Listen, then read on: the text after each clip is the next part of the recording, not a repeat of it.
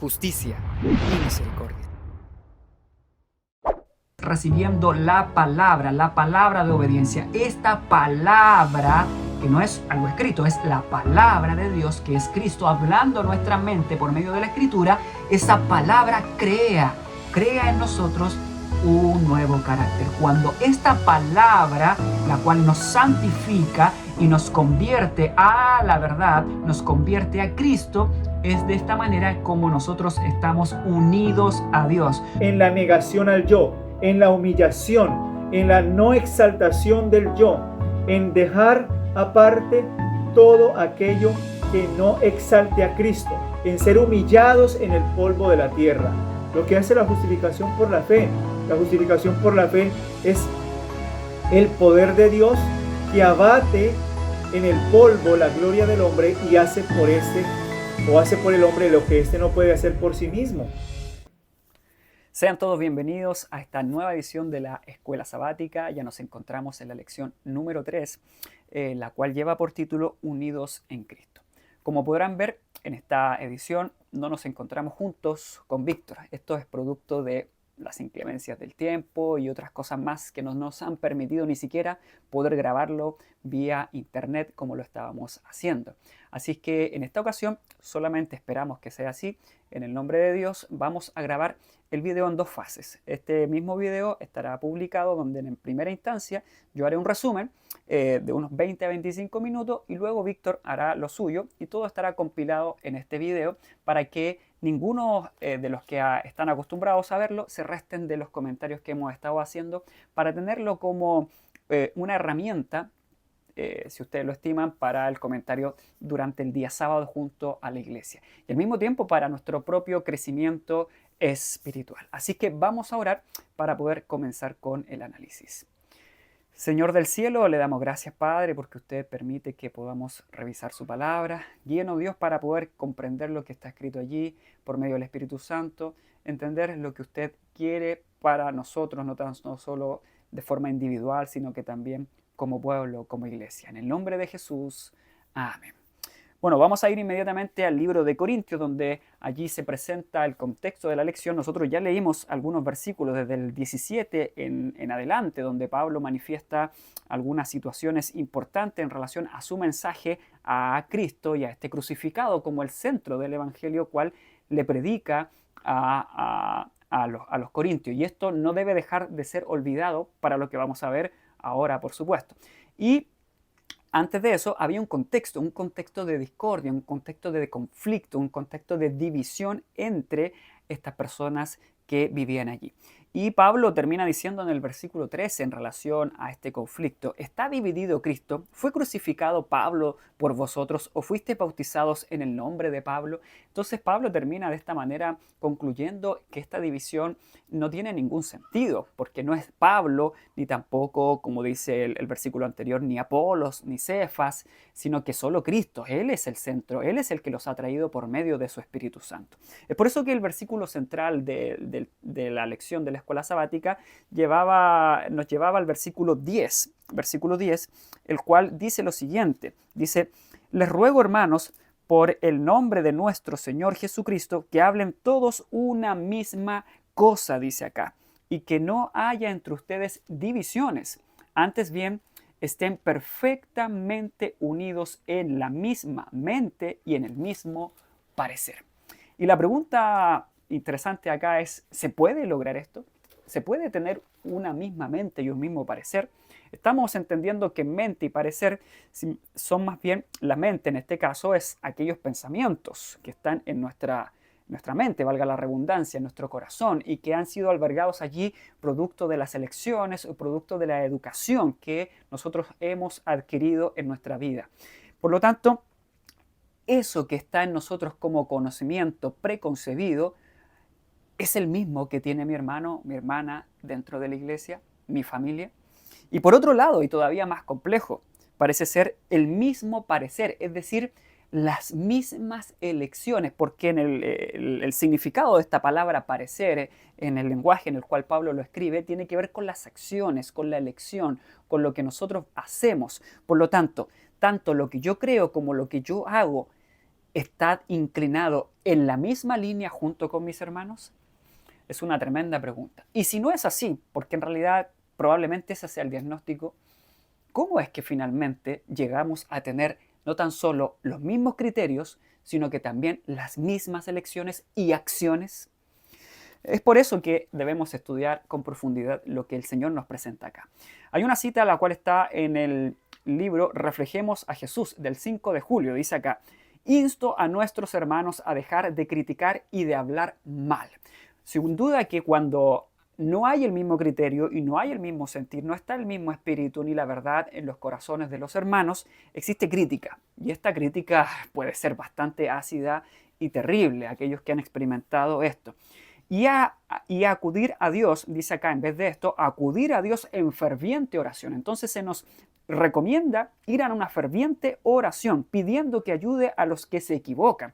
Más bien, antes de devolverle la piedra o la crítica, debiéramos ir a la oración para que ellos puedan ser conmovidos por la voz del Espíritu y entender que se están equivocando, para que Dios les ayude, dice acá. Dice luego, únanse unos con otros con Cristo. Fíjense que esto es muy interesante. Tanto unos como contrarios, aquellos que están en esa disputa, porque esto ocurre en el pueblo de Dios, y más aún cuando la verdad es anunciada, el mensaje de la justicia de Cristo, la cual trae la lluvia tardía, cuando esto es pronunciado dentro de la iglesia, ocurre división, sin duda que ocurre, porque no ha sido entendido, no quiere ser entendido y muchas veces tratado como un mensaje extraño, el cual no viene del cielo. Pero hemos hablado ampliamente junto con Víctor que este mensaje es el que trae la lluvia tardía, por lo tanto la madurez del grano. Sin duda que esto es aquello que hace que Cristo pueda volver definitivamente, ya que el pueblo de Dios sin duda estará preparado y ha adquirido de parte del cielo aquellos aditamentos, ha adquirido de parte de Dios aquello que necesita para afrontar el tiempo de angustia, para afrontar las plagas, para afrontar aquella gran tribulación que se viene y la persecución producto de las leyes dominicales. Sin esto es imposible que el pueblo de Dios pueda resistir el tiempo final, el cual nos está por sobrevenir. Por lo tanto, debemos estar unidos en Cristo. Y este mensaje, el cual hemos estado presentando, hace que nos podamos unir también los unos con los otros. Estudien el capítulo 17 de Juan y vamos a ir allá justamente y aprendan cómo orar y cómo vivir la oración en Cristo. Entonces son estas dos cosas que vamos a analizar en estos breves minutos: aprender a orar y aprender a vivir la oración que Cristo pronunció en el capítulo 17 de Juan. Él es el consolador, Él morará en sus corazones haciendo que su gozo sea cumplido. Sus palabras serán para ellos como el pan de vida y con la fuerza así obtenida serán capacitados para desarrollar caracteres que serán una honra para Dios. Precisamente este es el mensaje de la justicia de Cristo. Este es el mensaje el cual produce en el corazón esto.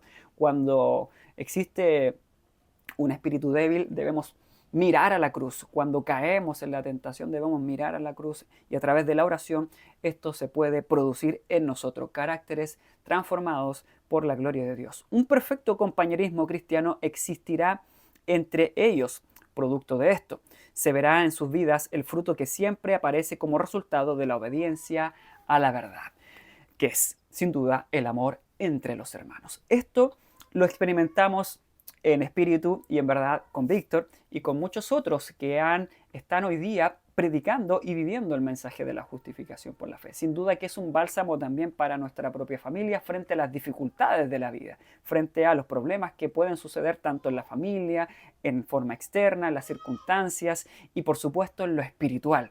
Cuando esto sucede, solamente Cristo y su justicia nos da un bálsamo. Es por eso que debemos mirar esta oración, la cual está allí.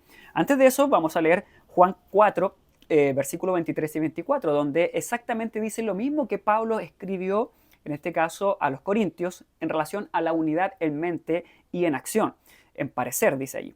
El versículo 23 y 24 de Juan 4 dice: «Mas la hora viene y la hora es cuando los verdaderos adoradores adorarán al Padre en espíritu y en verdad, porque también el Padre tales adoradores busca que le adoren. Dios es espíritu, y los que le adoran en espíritu y en verdad es necesario que le adoren».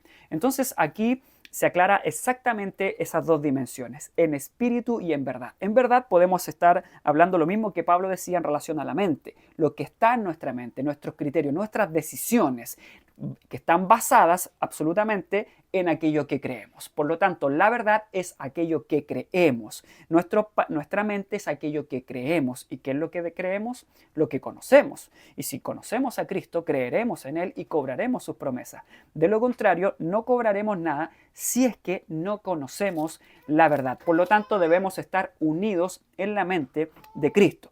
Esto también lo dice Pablo ahí en Corintios y lo leeremos sin duda en otra lección de la escuela sabática más adelante. Y luego en espíritu también, que es la decisión y las acciones, las cuales son movidas por el Espíritu Santo. Por lo tanto, entendemos que la verdad es la palabra pronunciada por Cristo a través de sus mensajeros, los profetas, los patriarcas y sin duda a través de los discípulos después, y todas inspiradas por el Espíritu de Dios, el cual escudriña la mente de Dios, y nadie ha conocido a Dios sino el Espíritu de Dios. Por lo tanto, solamente podemos tener el criterio de Dios si es que recibimos la palabra por medio del Espíritu. Entonces, la verdad, nuestra mente es grabada con aquello que Dios entrega solamente si es dado por el Espíritu correcto. En este caso, el Espíritu de Dios. Y en segundo lugar, estas acciones se llevarán a cabo efectivamente si es que la verdad ha sido implantada en nuestro corazón, como es la promesa del nuevo pacto o el pacto eterno, que la ley de Dios sea grabada en nuestro corazón. Y esta es una promesa, sin duda, que se cumple producto de creer en la verdad. Todas las promesas, así como alguien le puede hacer una promesa a su hijo o a su esposo, a su esposa o a alguien, es una promesa que está para ser cobrada. Y es cobrada cuando creemos en ella. Sin duda que sí. Y se puede creer solamente en Dios teniendo fe. Y la fe es desarrollada desde la misma manera, escudriñando las Escrituras. Es así entonces como nosotros avanzamos. Vamos a leer entonces Juan 17 y poder analizar aquellas dos preguntas que nos planteaba la cita, o más bien esas acciones que nos planteaba la cita. Cómo orar como Cristo, y en segundo lugar, cómo obtener, hacer práctica esa oración en nuestros días. Este capítulo está centrado entre la unidad que hay en Jesús y el Padre. Entonces, esa es la unidad que hoy día se debe plantear en nuestra iglesia. No solamente podemos hablar de unidad en dejar de lado los problemas, no nos metamos en esas cosas, no hablemos de estas cosas que son complicadas, no tratemos temas que son difíciles para los hermanos. No se trata de esa la unidad, no se trata de eso. O juntémonos en un asado, juntémonos a hacer un partido de fútbol, juntémonos a salir a la plaza, a compartir, a comer juntos. No se trata tampoco de ese tipo de unidad. Se trata de la unidad en los criterios que Dios plantea, la verdad de su palabra. Esa verdad es la que hace que podamos estar unidos. De lo contrario, no estamos unidos en las diferencias. Debemos estar unidos en la palabra. Por lo tanto, si hay discordancia entre nosotros, ¿qué es lo que debe suceder? Diálogo. Simplemente juntémonos a estudiar la palabra juntos, veamos cuáles son las diferencias y que el Señor del cielo nos ilumine para poder llegar a una verdad, tomar una decisión. Pero no podemos simplemente decir, bueno, este está equivocado, o esto no es lo que hay que hablar, o esto no es lo que hay que hacer, sino que más bien debemos unirnos a poder estudiarlo, porque el mismo Dios del cielo jamás nos ha impuesto su verdad. Y si Él no nos impone su verdad, nosotros tampoco somos quienes para imponerle la verdad a otro. Debemos unirnos para hacerlo. Entonces el capítulo 17 parte así, dice, estando estas cosas habló Jesús y levantando los ojos al cielo, dijo, esta es una oración, literalmente, y que obviamente los discípulos escucharon. Esta oración está en el contexto ya del último momento de Jesús con los discípulos, previo al Getsemaní. Y esto es muy interesante porque Jesús ya se iba y estas prácticamente son las últimas palabras a sus discípulos previo a la crucifixión, entendiendo que después estuvo 40 días más con ellos. Dice, luego de la resurrección, dice, Padre, la hora ha llegado, glorifica a tu Hijo, para que tu Hijo también te glorifique a ti, como le has dado potestad sobre toda carne, para que de vida eterna a todos los que le diste. Entonces Jesús está pidiendo glorificación para que Él lo glorifique a Él. Esto es muy interesante porque aquí de entrada Jesús está planteando algo que nosotros aceptamos por la fe que la palabra explica, y que es el hecho de que el Padre y el Hijo son dos personas absolutamente distintas. Si ellos dos fueran el mismo, bueno, ¿qué sentido tendría que Dios está apelando a unidad entre el Padre y el Hijo cuando son el mismo? Pero en realidad aquí la palabra de Dios nos explica claramente de que no son el mismo. El Padre, así como en el tiempo y el espacio un cuerpo tiene cada uno, está en un lugar, y el Hijo en el tiempo y en el espacio, teniendo un cuerpo personal, está en otro lugar, y cada uno de los dos son absolutamente individuales. Pero se habla de una unidad en verdad y en espíritu que es absolutamente y 100% y por las edades eternas perfecta. Entonces, él dice, para que tu Hijo te glorifique a ti. No es como que se lo estuviese reclamando, sino que toda la Escritura habla de esto. De hecho, el mismo libro de Juan es especialista en recalcar de que todas las obras que Jesús hacía, él lo decía siempre, no son las obras que hago por mí, sino que las que el Padre hace a través de mí. Por lo tanto, esta explicación o esta solicitud de Cristo no es ulterior, sino que más bien es una ratificación de lo que ya venía sucediendo durante toda su vida, desde antes de su ministerio, de esos 30 años de vida, y luego en su ministerio personal junto con los discípulos, o ministerio público, mejor dicho. Luego dice, como le has dado potestad sobre toda carne, para que dé vida eterna a todos los que le diste. Es decir, aquí le está pidiendo él un poder que como humano él no tiene. Solamente divinamente él sí lo tiene. Y lo dice más adelante la Escritura. Y esta es la vida eterna, que te conozcan a ti, el único Dios verdadero, y a Jesucristo, a quien tú has enviado. Yo te he glorificado en la tierra. He acabado la obra que me diste que hiciste. ¿Cómo Jesús glorificó al Padre hasta este punto de la historia en la tierra? En la obediencia plena a los mandamientos de Dios. Entonces, la glorificación tiene una relación directa con la obediencia plena a los mandamientos de Dios. Y la vida eterna, la cual Jesús está pidiendo por nosotros y por todo aquel que cree, tiene una relación directa también con la obediencia a los mandamientos. Lo vamos a ver. Dice, y ahora, oh Padre, glorifícame tú contigo mismo con la gloria que tuve antes que el mundo fuera. Qué interesante, es decir, Jesús está apelando a su divinidad, a aquello que él tenía antes. ¿Por qué él no lo hacía por sí mismo si él era Dios? ¿Por qué él no se glorificaba a sí mismo en ese sentido y se lo pide al Padre? Porque él había venido como uno de nosotros a obedecer en la tierra, haciéndose de la misma fuente de poder de la cual tú y yo podemos hacernos. Por eso es que cuando hablamos de unidad, así como el Padre y el Hijo tenían, alguien podría decir, bueno, nosotros no somos ni el Padre ni el Hijo para poder experimentar la unidad que ellos tenían. Es por eso que Jesús está escribiendo o está orando de esta manera. Está diciéndole al Padre, apelando a algo que él tenía antes de venir a la tierra y que el Padre se lo pueda otorgar, producto que el estado actual en el cual está escrito esto, en el cual Jesús estaba en la tierra como un humano, él no lo hacía por sí mismo, porque todas las obras venían del Padre. ¿Se fijan? Por lo tanto, nosotros podemos ahora solicitar al cielo, así como Jesús lo hacía siendo un ser humano, el poder que en Jesús está guardado.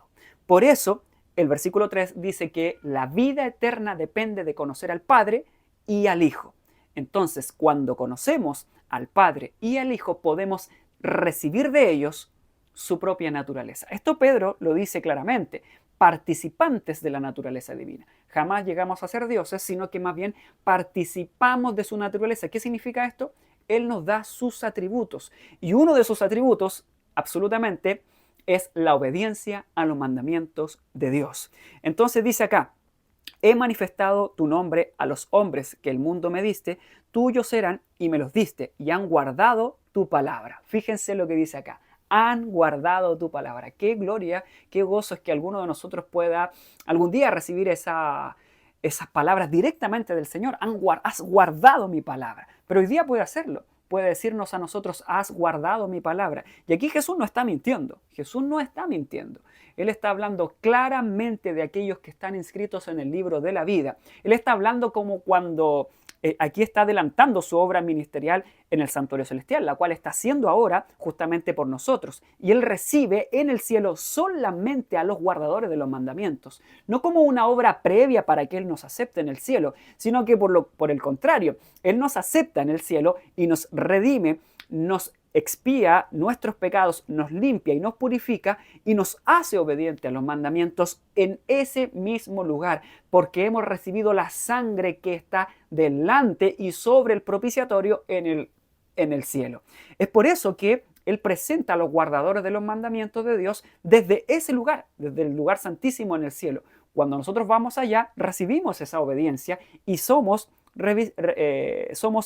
dotados de esa obediencia de parte de Dios.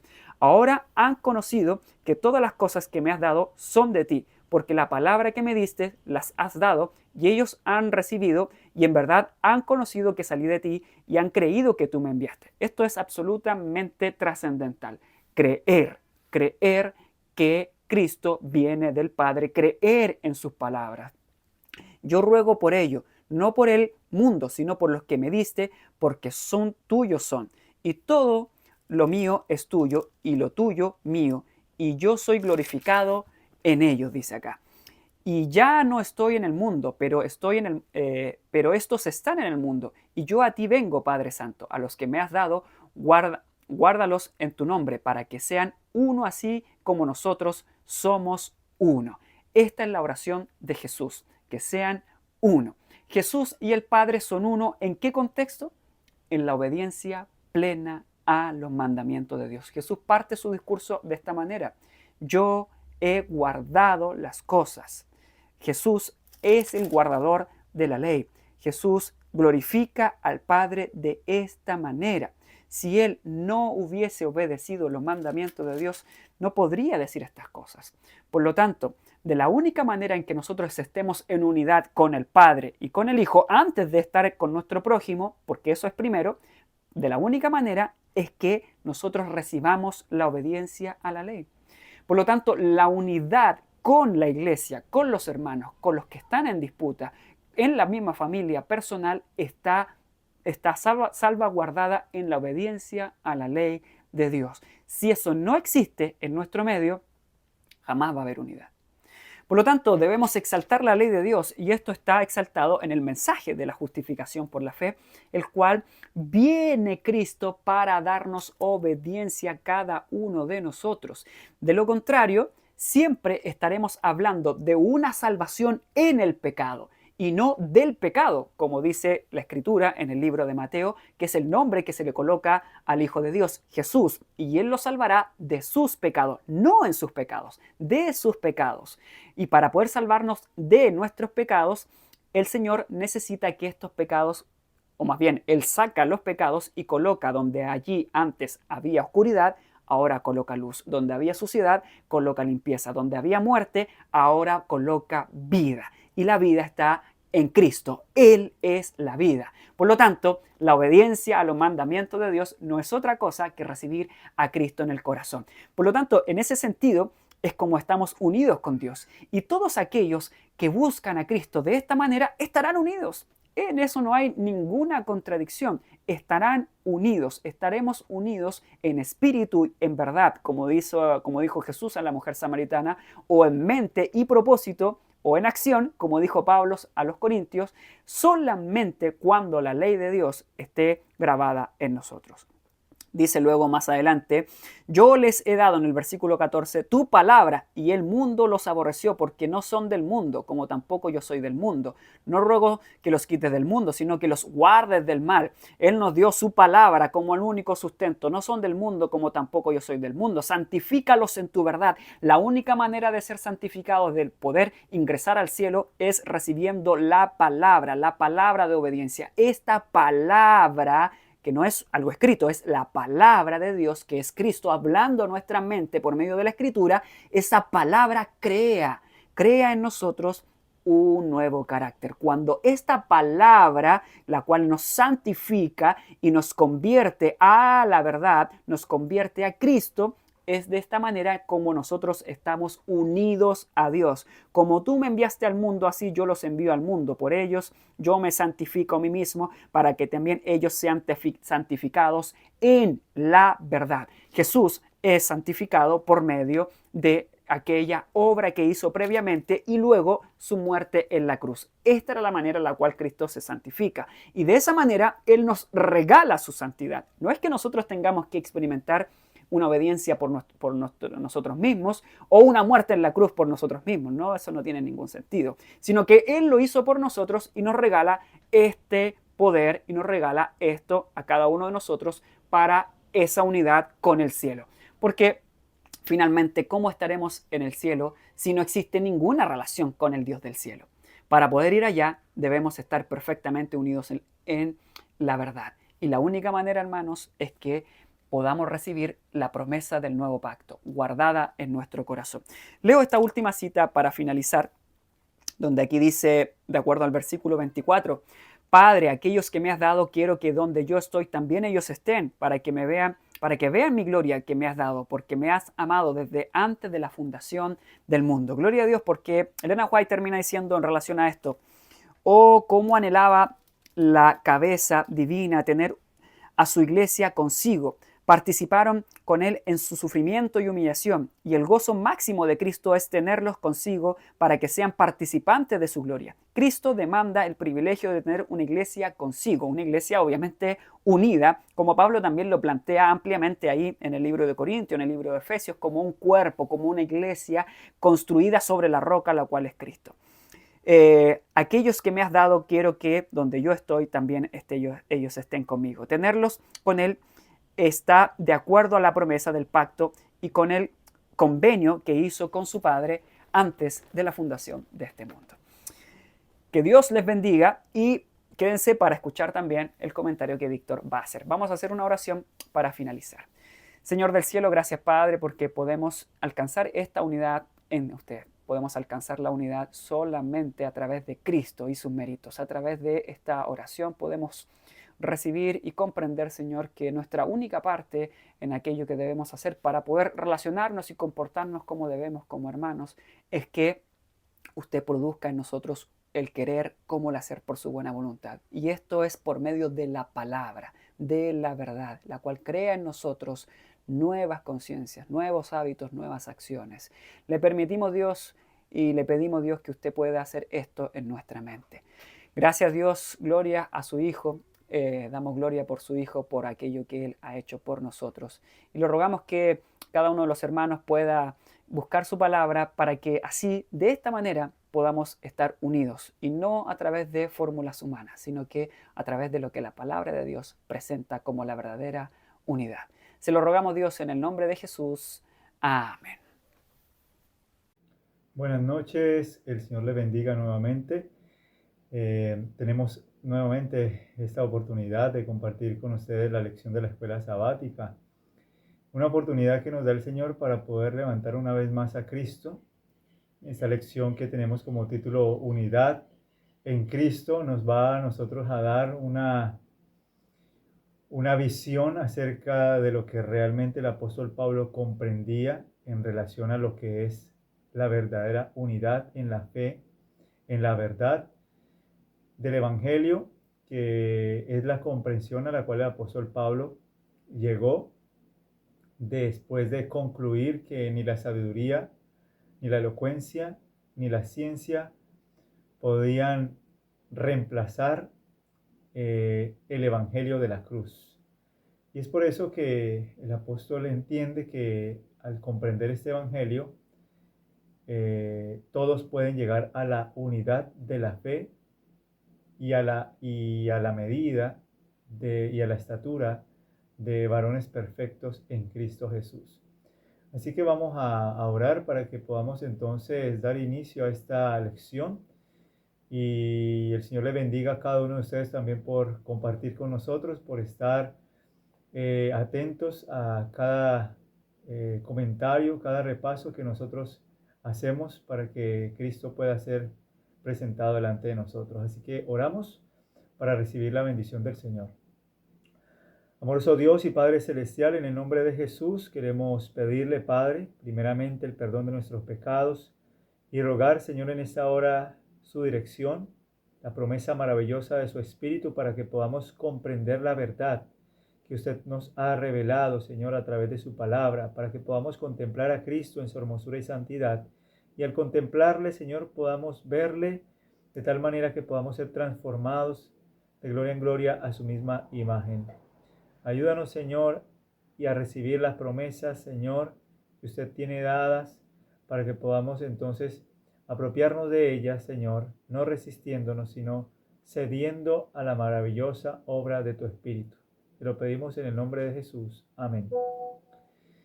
Muy bien, mis hermanos, que el Señor les bendiga en esta lección que el apóstol Pablo nos comparte en relación a su experiencia en la iglesia de Corinto, una iglesia que estaba totalmente, digámoslo así, de alguna forma, inundada de aquellos pensamientos de inmoralidad, producto de una mala comprensión de lo que es en realidad el Evangelio de la cruz. Dicho en otras palabras, la iglesia de Corinto estaba experimentando una desunión, estaba experimentando una falta de fe en lo que realmente debería ser para ellos el verdadero conocimiento, el verdadero poder, la verdadera sabiduría.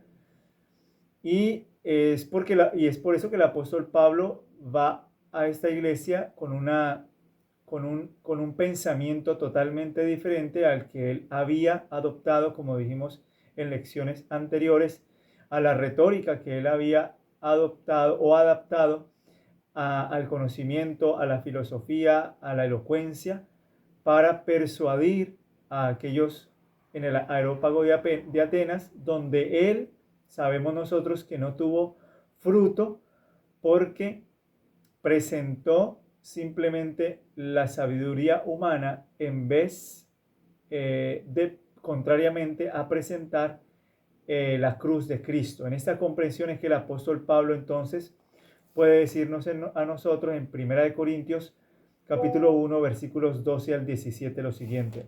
Vamos a leer lo que dice 1 Corintios capítulo 1 versículos 12 al 17. Dice así: quiero decir que cada uno de vosotros dice: yo soy de Pablo, y yo de Apolos, yo de Cefas, y yo de Cristo. En este primer versículo que el apóstol Pablo nos está mostrando a nosotros con respecto a sus palabras y a su experiencia y a lo que él estaba notando en la iglesia de Corintio, es que la iglesia estaba inclinándose por ciertas facciones, es decir, inclinándose por la elección de hombres para apoyarse en ellos y no en la única roca y base que es Cristo Jesús. Es decir, unos decían: yo soy de este, o yo soy del otro, yo soy de Pablo, yo soy de Cefas, yo soy de Apolos, como dándole mérito a la obra humana, dándole el favor a lo que el ser humano puede lograr por medio de tal vez la experiencia, el conocimiento, y no según Cristo.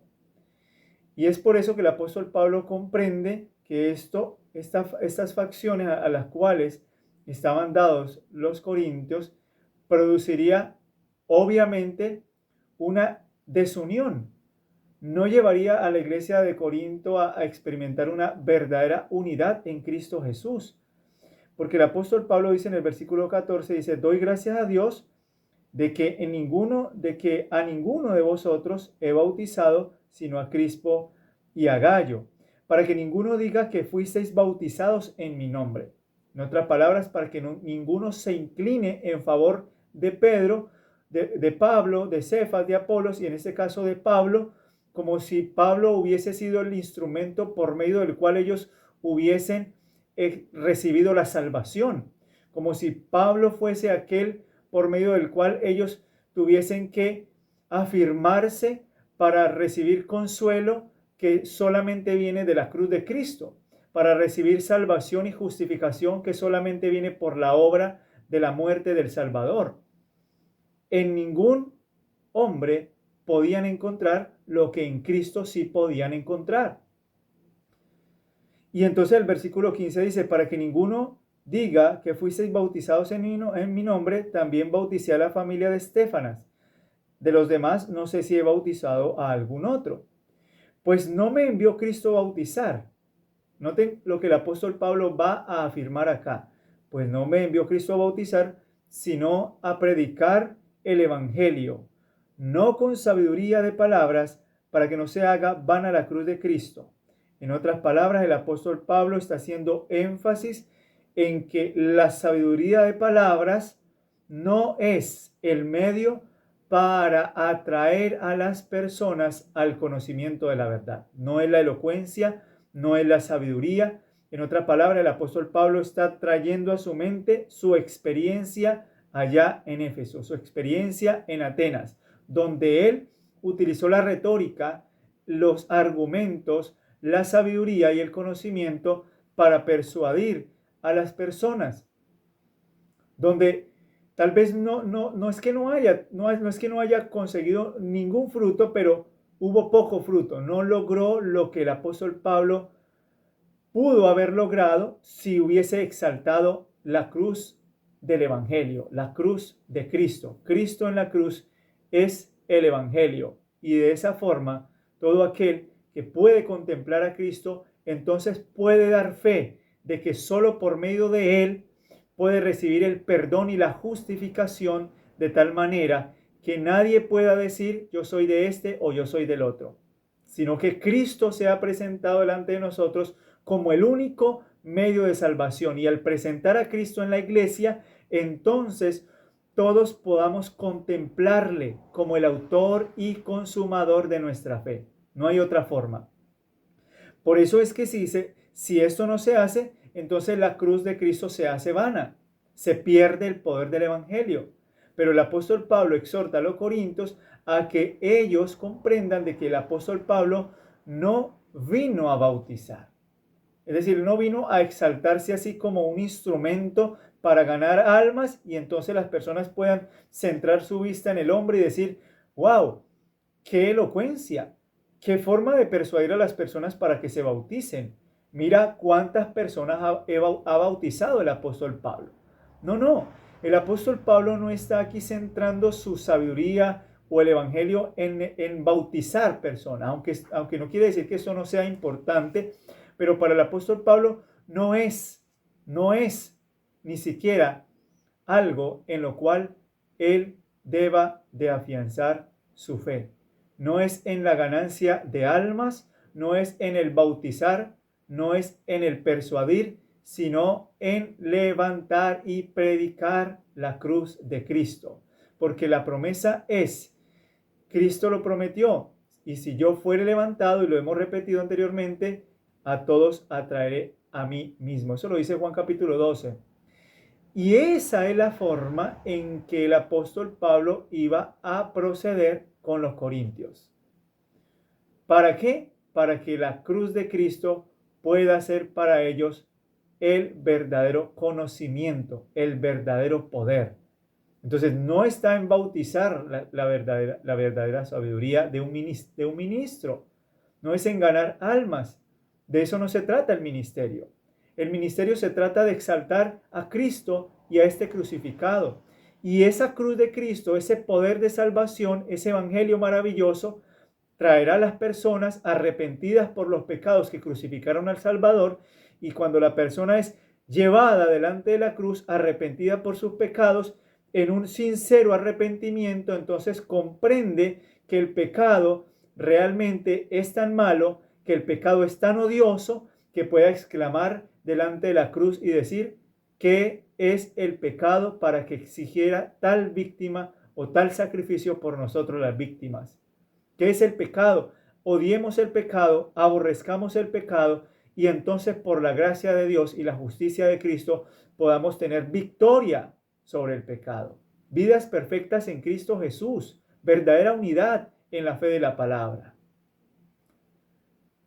Y por eso, si usted, por ejemplo, lee Romanos capítulo 1, versículo 29, vamos a ver lo que dice el apóstol Pablo en el libro de Romanos y vamos a leer el versículo 29. Romanos capítulo 1, versículo 29 dice: estando atestados de toda injusticia, fornicación, perversidad, avaricia, llenos de envidia, homicidios, contiendas, engaños y malignidades.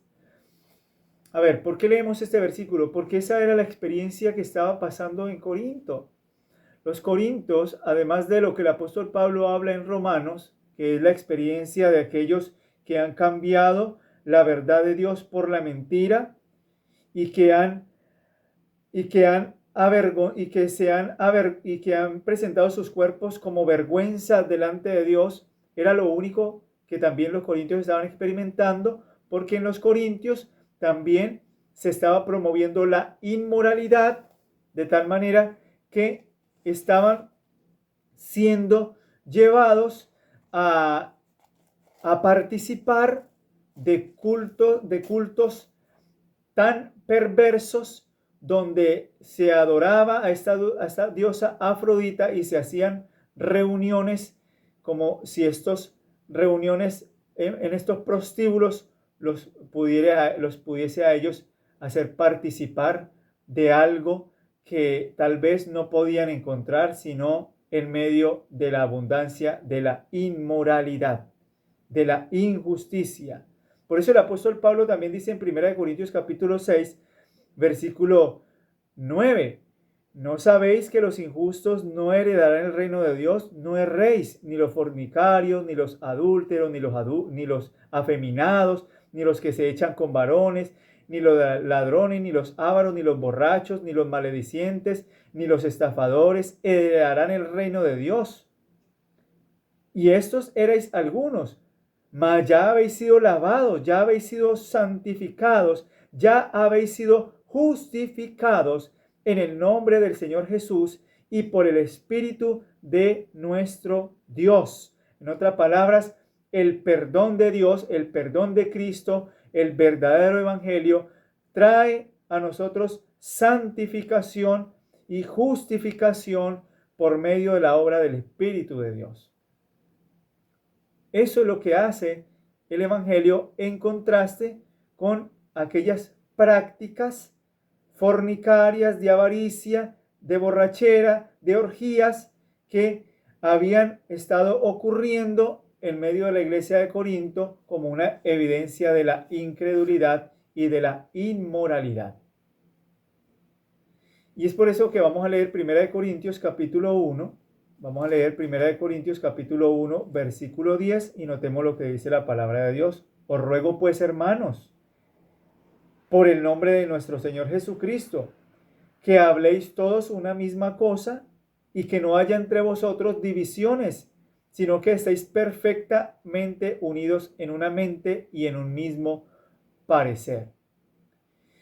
Esa mente de Cristo o ese mismo parecer es producto de haber recibido la salvación del Evangelio por medio de Cristo, aquel que es el Cordero inmolado desde antes de la fundación del mundo.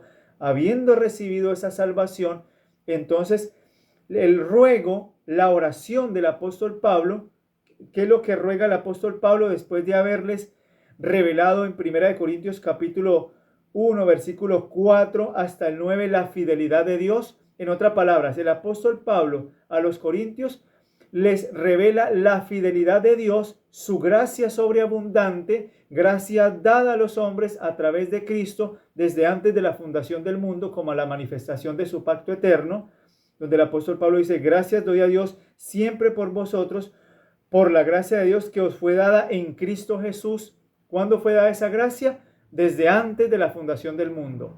Cristo ha rodeado al mundo con una atmósfera de gracia tan grande como la que rodea, como la que envuelve al globo terrestre. Y todos los que decidan respirar bajo esa atmósfera de la gracia crecerán a la estatura de hombres y mujeres en Cristo Jesús. Qué maravilloso lo que hace el Evangelio en nuestras vidas. Esa gracia es la gracia que el apóstol Pablo les está revelando, porque en todas las cosas fuisteis enriquecidos en él, en toda palabra en toda ciencia, así como el testimonio acerca de Cristo ha sido confirmado en vosotros, de tal manera que nada os falta en ningún don, esperando la manifestación de nuestro Señor Jesucristo, el cual también os confirmará, o la otra palabra, el cual también os sostendrá, se podría decir también, hasta el fin, para que seáis irreprensibles en el día de nuestro Señor Jesucristo. ¿Y cómo es que nosotros podemos permanecer irreprensibles hasta el día de nuestro Señor Jesucristo? Por la fidelidad de Dios, por su gracia. Fiel es Dios, por el cual fuisteis llamados a la comunión con su Hijo Jesucristo, nuestro Señor. Cuando el apóstol Pablo le presenta a los corintios esta sobreabundante gracia, entonces ruega por ello. La oración del apóstol Pablo a los corintios es: os ruego pues, hermanos, por el nombre de nuestro Señor Jesucristo, que habléis todos una misma cosa y no haya entre vosotros divisiones, sino que estéis perfectamente unidos en una misma mente. En otras palabras, solamente la mente de Cristo. Y la mente de Cristo, que tiene que, en cómo se manifiesta o cómo se relaciona, en la negación al yo, en la humillación, en la no exaltación del yo, en dejar aparte todo aquello que no exalte a Cristo, en ser humillados en el polvo de la tierra. Lo que hace la justificación por la fe. La justificación por la fe es el poder de Dios que abate en el polvo la gloria del hombre y hace por el hombre lo que éste no puede hacer por sí mismo. Dios echándonos por la tierra, echándonos por el polvo, abatiendo nuestro orgullo, abatiendo nuestro deseo de exaltarnos o de dividirnos en facciones como si fuésemos una iglesia donde unos se inclinan por ciertos predicadores, donde unos se inclinan por ciertos ministros, donde unos se inclinan por ciertos grupos, y entonces de esa forma nosotros podemos unirnos sin importar lo que unos comprendan, porque al final y al cabo el propósito es la misión. No. Aunque el propósito sea la misión no puede unirnos a nosotros en un mismo sentir. Es Cristo el que nos lleva a nosotros a tener esa mentalidad por medio de la cual nosotros podamos dar muerte por su gracia al yo, a morir, a estar dispuestos a experimentar lo que Cristo experimentó. ¿Y cómo nosotros sabemos eso? Bueno, vamos a Filipenses capítulo 2 y vamos a leer el versículo 5 al 8. Dice así: haya pues en vosotros este sentir que hubo también en Cristo Jesús, el cual, siendo en forma de Dios, no estimó el ser igual a Dios como cosa a que aferrarse, sino que se despojó a sí mismo. Es decir, Cristo, habiendo sido ese Dios que estaba sentado en el trono con la gloria infinita del Padre en su rostro, habiendo sido aquel que simplemente pudiese haber estado allá en el trono sentado sin necesidad de humillarse, pues en su mente no tenía otra cosa que despojarse de esa divinidad, de ese trono, de ese poder, de ese dominio que él tenía, y entonces humillarse, haciéndose un siervo, haciéndose un esclavo, haciéndose uno con nosotros, tomando la humanidad, habiéndose despojado de ese poder, no queriendo aferrarse a ello, no queriendo sostenerse y mantenerse de ese poder que lo podía sostener sobre todas las cosas,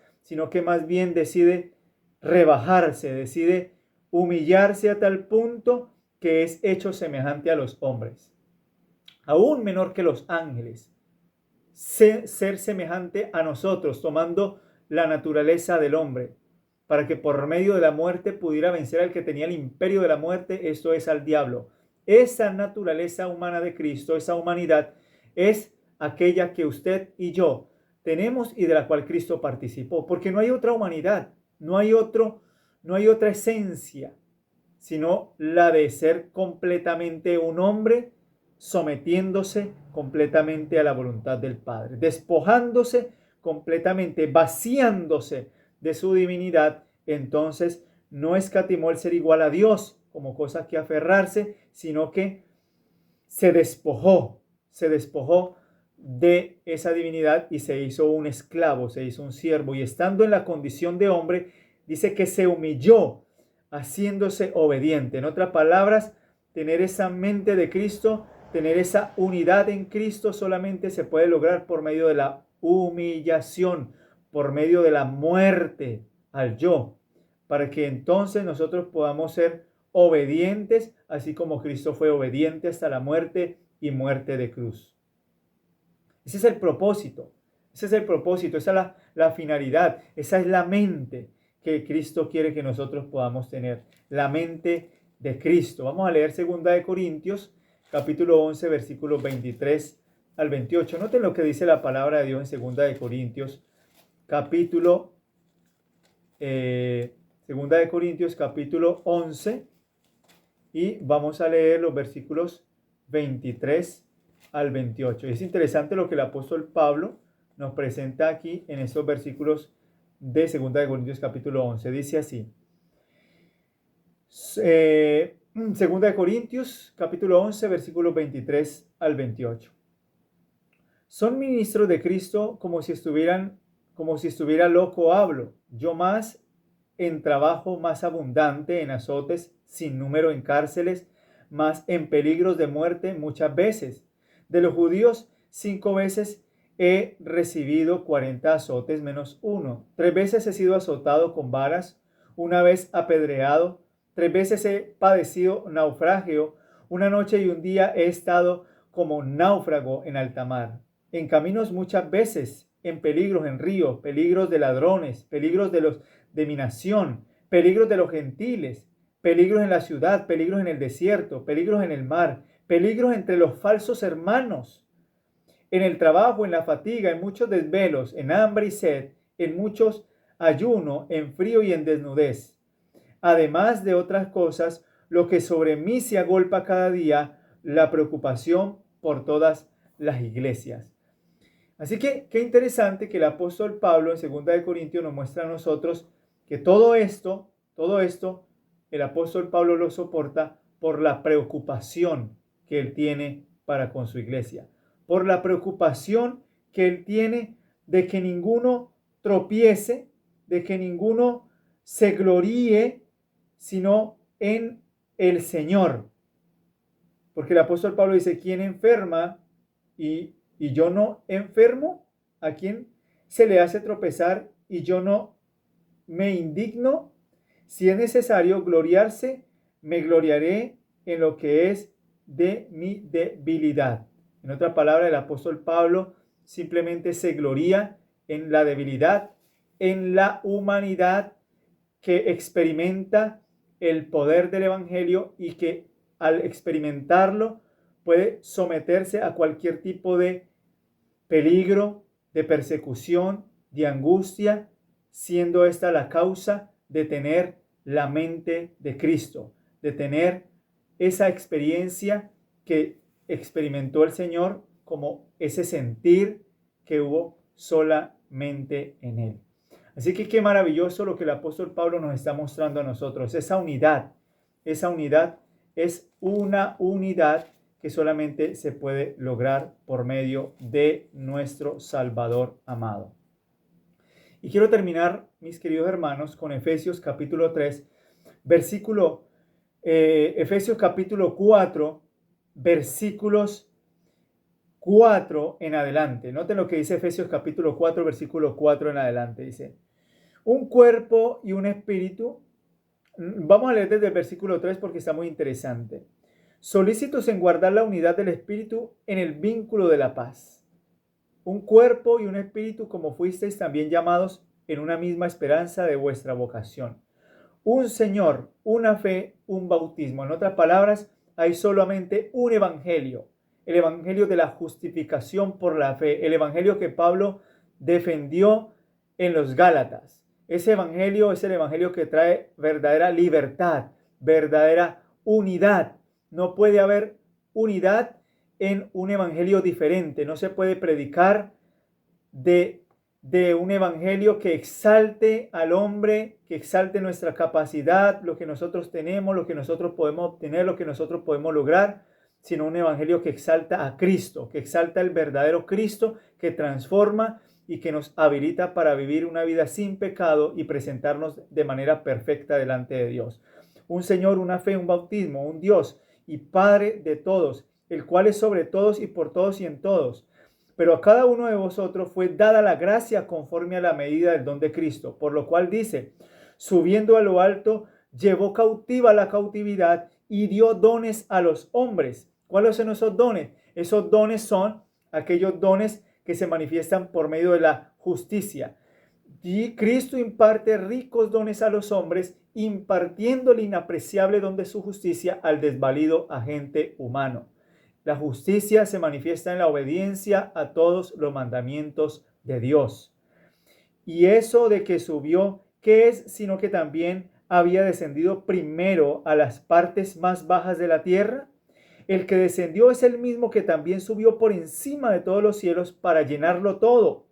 Y él mismo constituyó a unos apóstoles, a otros profetas, a otros evangelistas y a otros pastores y maestros. ¿Y cuál es la finalidad? A fin de perfeccionar a los santos para la obra del ministerio, para la edificación del cuerpo de Cristo, hasta que todos lleguemos a la unidad de la fe y del conocimiento del Hijo de Dios, a un varón perfecto, a la medida de la estatura de la plenitud de Cristo, para que ya no seamos niños fluctuantes llevados por todo viento de doctrina, por estratagema de hombres, que para engañar emplean con astucia las artimañas del error, sino que siguiendo la verdad en amor, es decir, la verdad del evangelio, la verdad de Cristo, la verdad de la justicia, que es por la fe, esa verdad del amor del evangelio, crezcamos en todo en aquel que es la cabeza, esto es Cristo, de quien todo el cuerpo, bien concertado y unido entre sí por todas las coyunturas, que se ayudan mutuamente según la actividad propia de cada miembro, recibe su crecimiento para ir edificándose en amor, en ágape. La única forma, mi querido amigo y hermano, es que por medio de Cristo, por medio del poder de la verdad, por medio del amor, usted y yo podamos manifestar una vida perfecta en Cristo, pues Él así ha constituido a su iglesia. Ese es el propósito de la unidad en Cristo. El propósito de la unidad en Cristo es que todos estén unidos en un mismo propósito, en un mismo sentir, que es el ágape de Dios, ese amor que no busca lo suyo, ese amor que realmente se aferra a la verdad y que manifiesta la justicia de Cristo, que se revela en nuestros caracteres como obediencia perfecta a la ley de Dios. Así que, mis hermanos, que el Señor nos ayude a comprender esta maravillosa lección del apóstol Pablo a los Corintios y podamos aferrarnos de manera completa en esa unidad por la cual Cristo oró en Juan capítulo 17, para que podamos glorificar a Cristo, así como Cristo glorificó al Padre. La vindicación de Cristo y de su Padre es para nosotros el honor en estos últimos días. Así que oramos para que el Señor dirija nuestras vidas a la unidad de la fe en Cristo Jesús. Amoroso Dios y Padre, gracias por esta lección de escuela sabática. Rogamos, Señor, que usted nos sostenga con su gracia y entonces, Padre, podamos tener el mismo sentir que hubo en Cristo Jesús, afirmándonos en el poder del Evangelio y revelando el don de tu gracia dado, Señor, a nosotros, para que podamos llegar a la estatura de varones y mujeres perfectos en una misma unidad y en un mismo sentir. Esto es en el ágape, en el amor de Cristo dado a cada uno de nosotros por medio de la verdad del Evangelio. Gracias, Señor. Acompáñanos y sosténnos con tu gracia en el nombre de Jesús. Amén.